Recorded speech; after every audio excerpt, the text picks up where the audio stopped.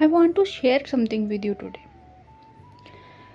देखो, जिसके पास कितना पैसा है या कितनी सक्सेस है या कितना क्या है, डजेंट मैटर, क्योंकि वो तो भी हो सकता है वो सेटिस्फाई नहीं हो, और कोई कुछ भी नहीं होने के बाद भी सेटिस्फाई है, और कोई सब कुछ होने के बाद भी सेटिस्फाई नहीं है.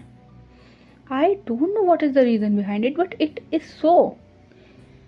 For example, like Ram ji वन में रह रहे थे, वहाँ भी सेटिस्फाई थे, कंदमूल फल खा के रह रहे थे, महलों के राजा होने के बावजूद. उनकी पत्नी माँ सीता उनके भाई के साथ बहुत खुश थे.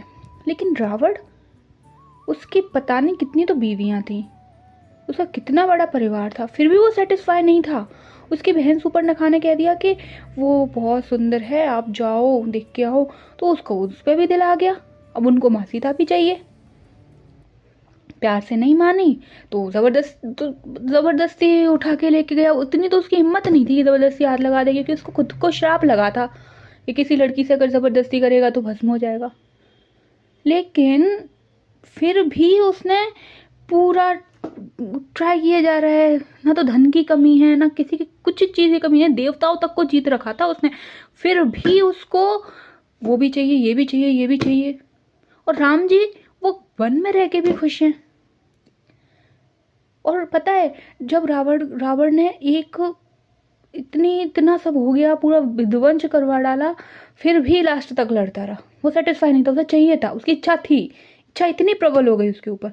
और राम जी, जब माँ सीता जी चली गई जंगल में रहने के, जंगल में मतलब जब वो आ गए ना, उनका हो गया, अयोध्या में रहने लगे, उसके बाद फिर वो वापस चली गई माता जी, क्योंकि उनके ऊपर कोई इल्ज़ाम वगैरह लग गया तो उनकी मर्यादा नष्ट नहीं करना चाहती थी, तो वो चली गई. फिर क्या हुआ, अब वो क्यों चली गई, क्या चली गई, वो बाद में. इम्पोर्टेंट चीज़ सुनो यहाँ. वो जाने के बाद भी श्री राम जी ने वन वाला जीवन जिया. वो छोड़ के नहीं जा सकते थे, क्योंकि उनका धर्म था राज के लिए, तो वो अपने राज्य धर्म को निभा रहे थे. लेकिन धरती पे सोना, साधारण खाना, इस तरीके से रह रहे थे माँ सीता की याद में.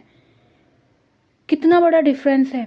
और उसके बावजूद भी जब एक बार ऐसा मौका आया कि माँ सीता को एक हवन करवाना था अश्वमेध यज्ञ राम जी को, तो उसमें पत्नी ज़रूरी है साथ में बैठने, तो राम जी ने सोने की सीता बनवा ली, पर दूसरी लड़की को नहीं आने दिया. I think this is the character our epics tells about. और ये मतलब बहुत ही ज़्यादा डिफरेंस है ना. एक के पास सब कुछ है फिर भी सब चाहिए, एक के पास कुछ नहीं तो भी खुश है.